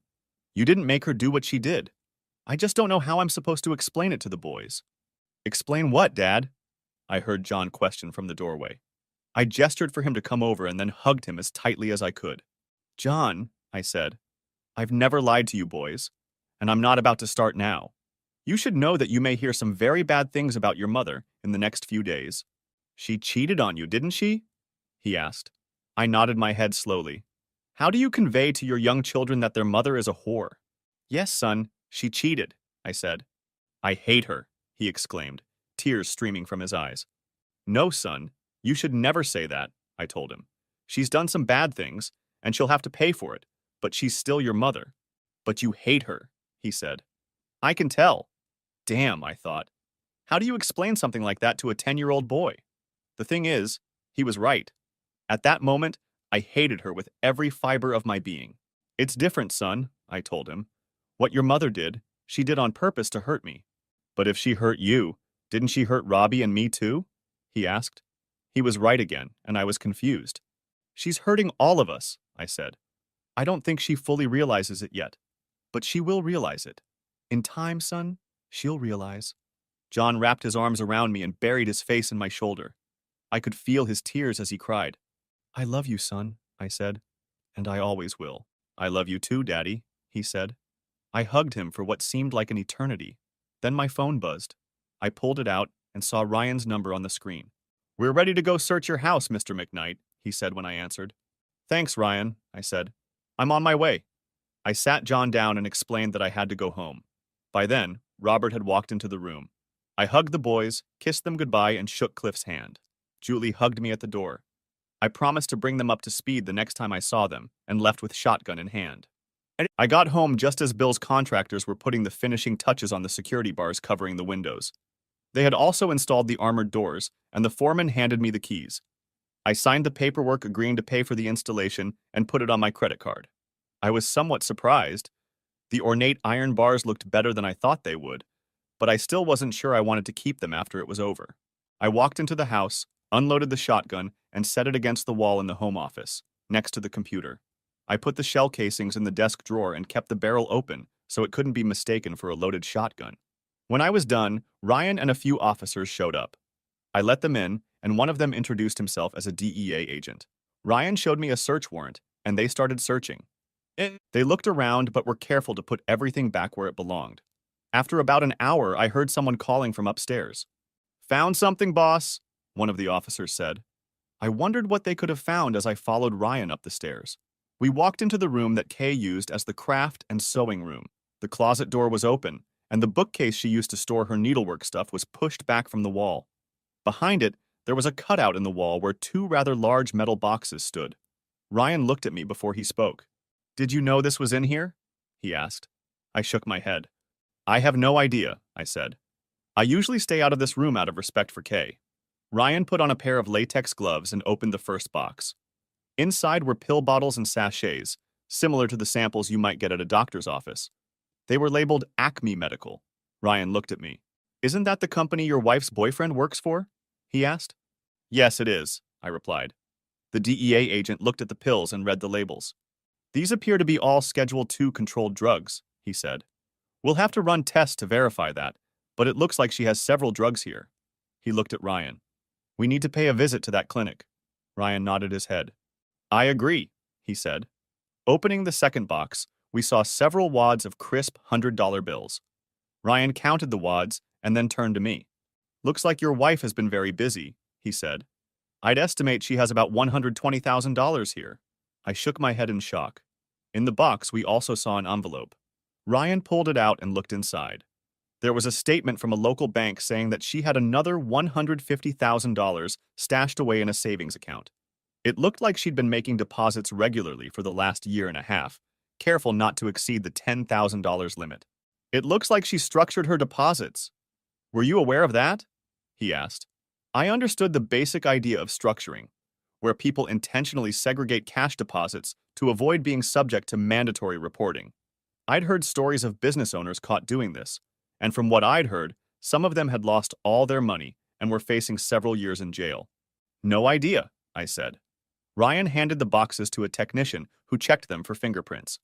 Ryan looked around some more and saw Kay's laptop on her desk. We're going to have to confiscate that, he said. I nodded my head in understanding. And this, he added, opening one of the desk drawers and seeing several folders of papers I'd never seen before. In one of the drawers was a key I had never seen before. It looked like a mailbox key. Ryan picked it up and examined it closely before placing it in a plastic bag. After looking around some more, he led me out of the room and spoke to me privately. Shane, I'm afraid we're going to have to designate this room as a crime scene, he said. We'll seal the door when we're done, and I don't want anyone going in there until we're done. Do what you have to do, I said. From what I've seen, this could become a federal case, since it looks like her boyfriend was transporting this stuff across at least one state line, he said. You could have the FBI coming after you. What about McGregor? I asked. Well, if we find his fingerprints on any of this stuff, I'd say we have a strong case against him, he said. We'll see. In the meantime, stay out of trouble and let us know if anything happens. I will, I said. A couple hours later, everyone except Bill and one of his investigators left, carrying boxes full of Kay's stuff. I just got a text from my guy on the ground, he told me. McGregor was seen going into the mailboxes and miscellaneous store. He was seen pulling out a bag and putting what looked like a paper lunch bag in the mailbox. Approximately 10 minutes after he left, another person was observed opening the same box. That person took the bag and left. We have pictures of the whole thing. Looks like this is how they make the switch. My guy made inquiries and found out the box was registered to McGregor. Talk about arrogance. Did you tell Ryan? I asked. Yeah, he replied. I talked to him just before he left. I don't understand, I said. Why would a respected police officer do something like that? I have a hunch, but I'll have to look into it further, he said. He invited the other man to join us. Shane, this is Peter Green. He works for me and will be staying here with you for the night. He will also accompany you wherever you go. I have another man who will keep an eye on things outside. I shook Peter's hand and noticed that he looked like a half-elf. Peter is a former Navy SEAL, so he can take care of himself. If anything happens, I want you to follow his lead, got it? Got it, I said. Good, he said. I'd better get going. Have a good evening and call me if anything happens. We said goodbye and I invited Peter to sit down. I made coffee and ordered pizza for the two of us. We spent the evening eating pizza and watching TV, swapping sea stories. Despite all appearances, Peter turned out to be a pretty nice guy. Finally, around 9 o'clock in the evening, I checked to see if there was any new activity on Kay's phone, and finding none, I grabbed my loaded shotgun and headed to bed, making sure Peter was set for the evening. Shane. I woke up at 4:15 Tuesday morning when my tablet buzzed, letting me know I had received an email with an attachment. I wiped my eyes from sleep and picked up my tablet. Opening the email, I found a letter from an address that I now knew belonged to Dan. Opening the email, I found a short note asking me to watch the attached video. She was already having fun with more than one man. There were several. I rewound the video until I saw her looking into the camera as if preparing to say something. What do you think of your whore wife now, asshole? She asked. Do you like what you see? I sure hope so. You'll be gone by Friday. That's right, asshole. My partner Mac will come to you and destroy you. So enjoy it while you can. Then I'll take your insurance money and spend the rest of my life having fun however I want, and with whomever I want. By the way, asshole, she said. Screw you, she exclaimed, raising both middle fingers up. And screw your stupid family vacation, she laughed. Shocked, I finished the video and sent it to Marion. I called her to let her know it had been sent. She answered on the first ring. Good morning, Shane, she said, as if she was still asleep. Is everything okay? No, I said. I'm sorry to call you so early, but I just got the video from Kay and it's disgusting. But there's a part in there where she admits to conspiring to destroy me. What? Asked Marion, shocked. Yeah, I said. That's pretty shocking. Good, she said. I'll take a quick look at it. Be in my office at 7:30 if you can. I'll be there, I said. I got up, unable to go back to sleep, showered, shaved, and got dressed. I went downstairs and made fresh coffee. Peter was already awake and watching the news. I offered him a cup of coffee and he accepted. It was still early, so I made us both breakfast. We watched the news while we ate. I have to run to a meeting with my lawyer early this morning, I said. You have to accompany me everywhere, right? That's what I was told, he replied. Good, I said. Do you need to freshen up, take a shower or anything? Already did, he said. I grabbed a couple paper coffee cups and sleeves and poured us each a cup. After locking the door, we went out. When we got there, Marion was already in her office. Ryan and Bill were in the office as well. She looked up when I walked in and waved us in.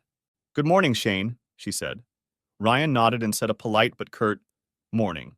Good morning, I said, nodding to Ryan. He looked like he hadn't gotten any sleep at all. We went over the video you got this morning, Marion said. I found the part you were talking about, and it looks like a confession to me. It feels that way to me too, Ryan said. Along with the threat of child endangerment. I've already informed my boss. And what did he say? I asked. He agrees with my assessment of the situation, Ryan said. The arrest warrant was turned over to the LA County Sheriff's Department last night, and the feds got a warrant for Dan's arrest. They assured us that Kay and her lover will be picked up this morning. My office is expediting the extradition papers as we speak. That was fast, I said. Well, when there's a clear threat to the kids, we don't play around, he said.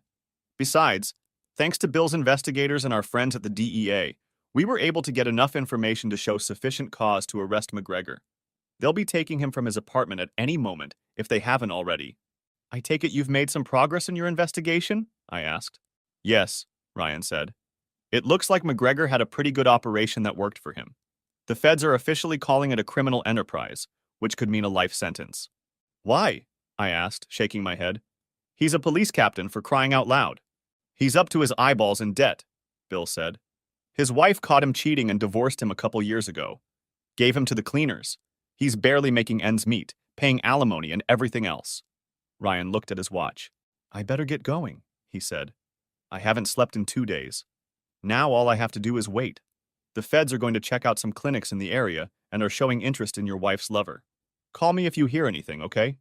I nodded my head and shook his hand, thanking him for his efforts. This definitely makes a difference with your divorce, Marion said. No doubt the court will let her take the kids. Besides, she'll be behind bars. I suggest we don't sue her until we see what the court does. We will have a much better chance if she ends up in jail. However, there is still the matter of the 2 biological fathers. I've done preliminary research on both of them. I don't think you'll get anything out of Mike Jacques, the father of your oldest child. He simply has no real assets to speak of. Dr. Winstead, on the other hand, is another matter. If you want, Shane, I can start the paperwork and maybe negotiate something with him. We might even be able to settle without filing any paperwork or going to court.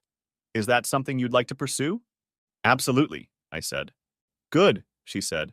Why don't you go home and get some rest and I'll get back to you. I thanked her and left, and Peter followed me. K. Early in the morning, I was awakened by a loud banging. At first, I thought it was in my head, but I soon realized it was the door. I looked at the clock. 5:30 in the morning. Who would be banging on the door so early in the morning? I woke Dan up and he got out of bed, threw on a robe and staggered to the door. Police! Open up, I heard. Well, I thought, that's the answer. But why would the police be knocking on our door so early? As soon as Dan opened the door, several huge police officers entered the room, 2 of whom threw Dan back against the wall and snapped handcuffs on his hands behind his back. 2 of the policemen approached me as I lay in bed. One of them looked down at me. Are you Kay McKnight? One of them asked. Yes, I replied, still not coming to my senses. Get up, you're under arrest, he said. Arrested? I asked, pulling the blanket up to my chin. For what? For conspiracy to commit murder, for one thing, he said. You're also under arrest for violating federal laws regarding the illegal diversion and sale of controlled substances. Now get up. I'm not dressed, I said. Can I at least get dressed? The officer pointed to 2 female police officers who pulled something half-decent out of a closet. The male officers turned away, and the women handed me a pair of jeans, socks, underwear, and a t-shirt. I pulled on the underwear and jeans without taking off my clothes and put on the t-shirt as the female officers continued to cover me. I sat on the edge of the bed and put on my boots and socks. The female officers picked me up and turned me around, reading me my Miranda rights as they handcuffed me. I looked back, but Dan was already gone. What about my phone? I asked. One of the female officers took it from the dresser and put it in her pocket. They led me out of the building and put me in the back seat of a car with flashing lights. The policewoman who had taken the phone from me sat in the back with me, and the other female officer sat in the front seat. Soon we all went to the station where we were processed. I felt so awkward being photographed. Can I at least make a phone call? I asked. The officer pointed to the phone on the desk, so I decided to call Shane. Can I use my phone? I asked. Sorry, it's being held as evidence, the officer said. Use this one, she added, pointing to the desk phone. It took me a moment to remember his number. I was so used to my contact list. He answered after the second ring, and I realized he was in the car. What? He asked angrily. Shane, honey, it's me, I said, my voice shaking. Holy shit, he said. What do you want? Shane, I got arrested, I told him. He said, yeah, that's what happens when you plot the murder of your husband and kids, he said. By the way, they're picking up your partner in crime this morning. Oh no, I thought. Mac had told me there was no way they were going to catch us. Please, Shane, I need help, I pleaded. Yes, you do, he said. Maybe you can get it when you finally get to jail. Until then, screw you, bitch. He ended the conversation, leaving me staring at the headset. I handed it back to the officer behind the desk. How long am I going to be here? I asked. Can I post bail or something? No bail has been set, the officer said. You are in custody pending extradition to Pittsburgh. Oh my God, I thought to myself. What about the man they brought in with me? Dan King? The officer looked at her computer for a moment. Mr. King is currently being extradited for federal charges in Columbus, she said. This is it, I thought. I'm sunk. The officer took me to my cell, where I sat down on the cold, hard concrete seat and stared at the walls, shocked at how far and fast I had fallen. Shane. I finished talking to Kay and laughed. I couldn't believe the bitch's insolence. She expected me to help her after conspiring to kill me and the boys. She could rot in jail if I cared. Right now, I hated that bitch like I had never hated anyone or anything in my entire life. Talk about nerves, I said. Peter smiled and nodded his head as I drove. Yeah, he said. We pulled up to my house and went inside. Out of curiosity, I checked to see if there was anything new on Kay's phone. There was nothing, so I called the hotel, explained the situation, and arranged to have her things packed up and sent home. After that, we sat down in the living room, and I turned on the TV.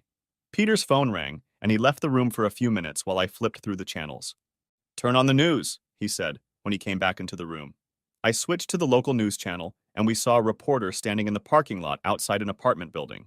Captain Alfred McGregor, a highly decorated police officer, was shot and killed early this morning in this apartment complex right here, the reporter said, pointing to the apartment building behind him.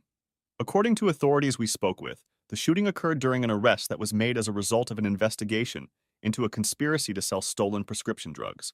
Details of the arrest and investigation are not being released, but we were told the police chief will hold a press conference later today. As I watched, my cell phone rang. I saw it was Bill and answered it. Did you see the news? He asked. Saw it, I replied. What happened? From what I was told, McGregor opened the door and started shooting when he saw the officers, Bill said. That's when they returned fire and took him down. So I'm safe, right? I asked. Let's take our time, he told me. I'd like Peter to keep an eye on you for the rest of the week.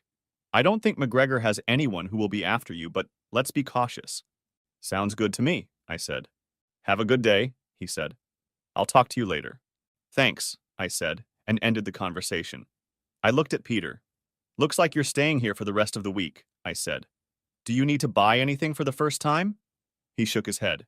I have everything I need, he said. But thanks anyway. I closed my eyes and breathed a sigh of relief. Later that day, Peter and I went to the boys' house. After we ate, I told them about the day's events. So, is Mom going to jail? John asked. Asked John. Looks like it, son, I said. Probably for a very long time. He got very quiet after that. I knew I was going to have to work hard. Being a single parent is hard enough as it is, and now the boys would have to deal with a mother in prison. Thank God I have loving and understanding relatives who love the boys as much as I do, I thought to myself. The rest of the week went by pretty quickly. Now I knew that the boys and I would be safe. On Wednesday, Marion informed me that Kay had been returned to Pittsburgh. The court hearing was scheduled for Thursday, so I made sure to be at the courthouse. I watched as Kay was led in, dressed in an orange jumpsuit, her arms and legs shackled, and the chains connected to another chain around her waist. It didn't take long for the judge to order her detention without bail. She sobbed as she was led back out. Her attorney, a public defender, asked me if I could bring the boys to the jail to visit her. I informed him that the boys had made it clear that they did not want to see her again. Marion informed me that the divorce papers were ready to be served and asked if I wanted to be present that Friday when the bailiff handed them to her. I agreed and met him at the jail. They brought Kay to the visiting area, still shackled. She looked up at me and smiled weakly. I just stared at her. A bailiff approached her and asked if she was Kay McKnight. I am, she replied. He handed her the papers and stepped back. I watched as she snatched the papers and began sobbing. In a normal situation, I would have offered her comfort, but not now. I stepped forward and held out a pen to her. Sign the goddamn papers, bitch, I told her. Don't I get anything? She asked with tears in her eyes. Not no, but hell no, I said. You won't need anything where you're going anyway. Can I at least see the boys? She asked. I shook my head. They don't want to see you anymore, I told her. As far as me and the boys are concerned, you're dead to us. And speaking of dead, you know your partner in crime was killed the day they tried to arrest him. I heard that, she said. Please, Shane, forgive me. No, I said.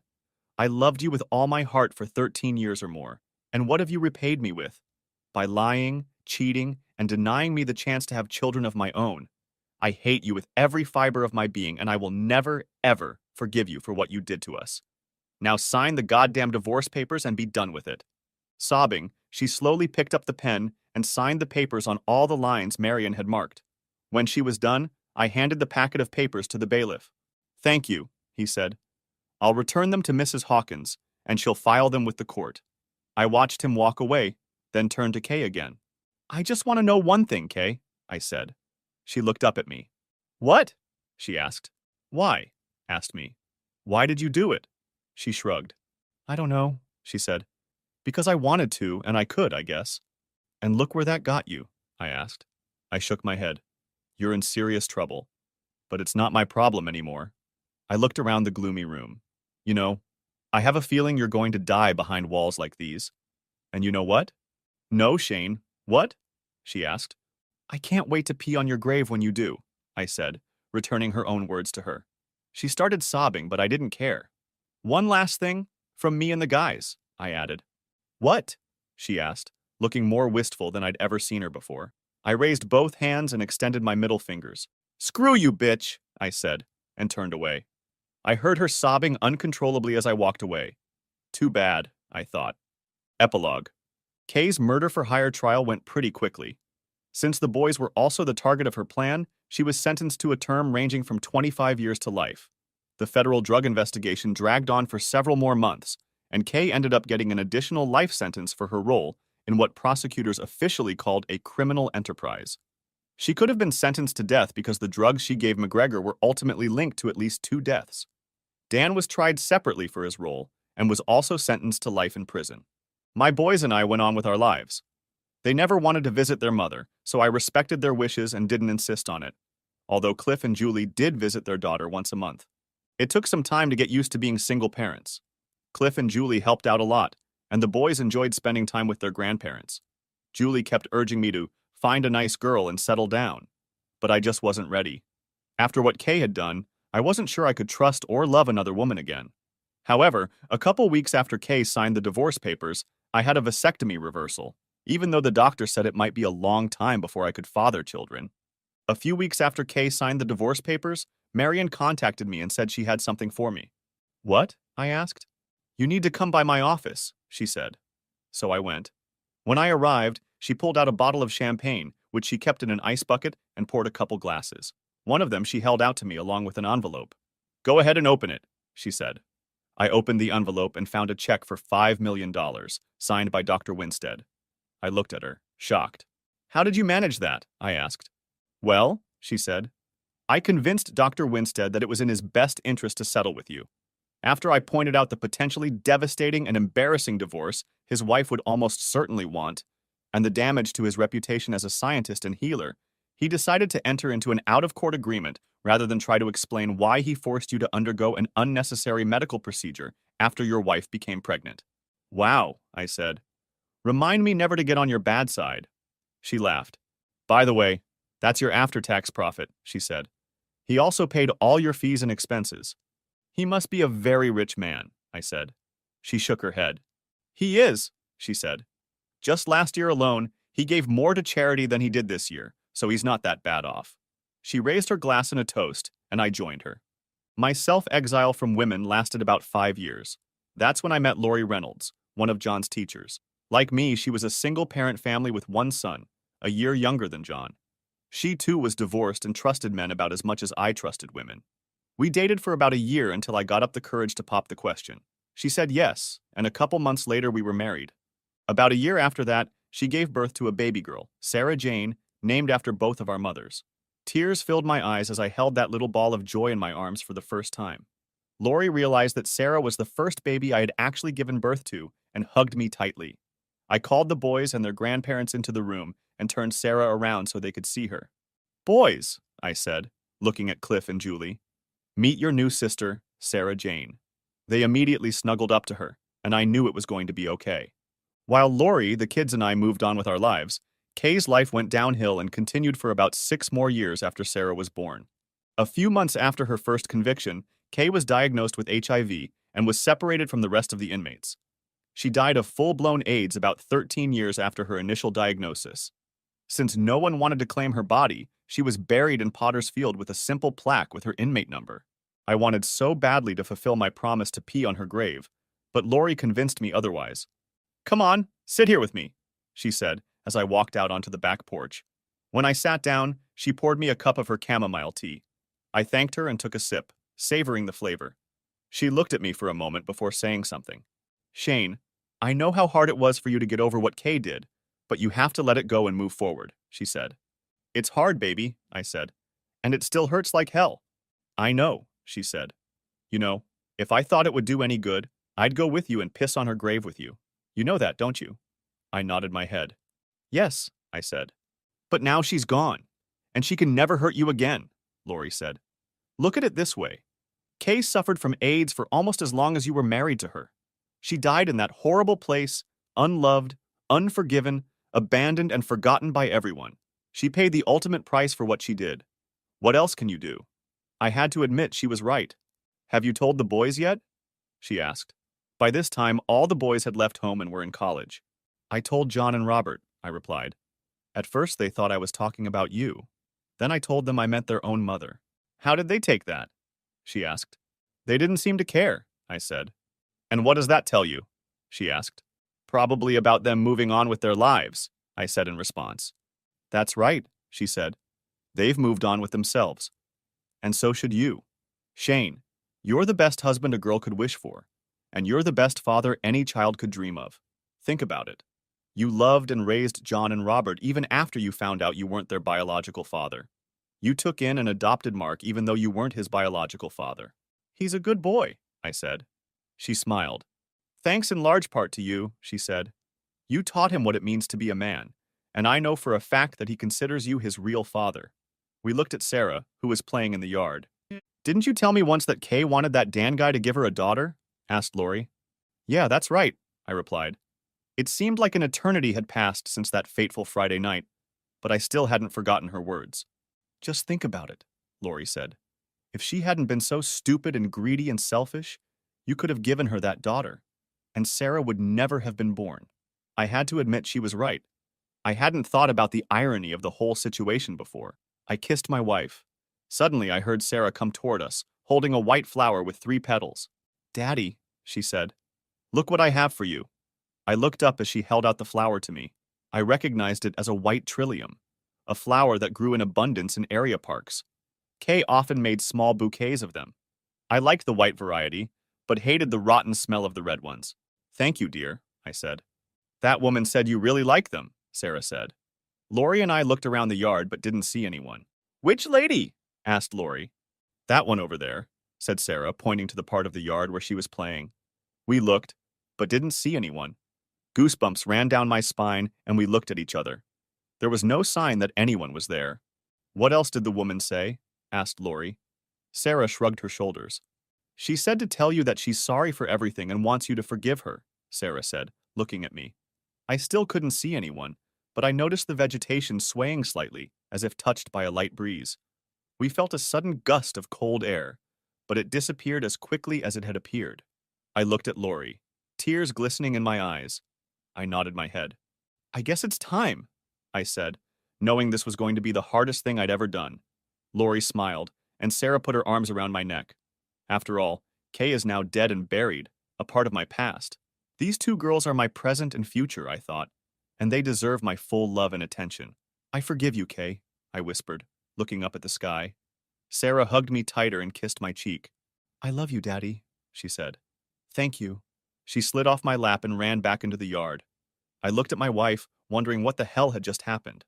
She smiled and kissed me on the lips. At that moment, I felt happier and more content than I had ever felt in a long time, as if a huge weight had been lifted off my shoulders. Maybe, I thought to myself, happiness really is the best revenge. The end. Thanks for watching. I hope you enjoyed it. So subscribe to my channel and watch the next video.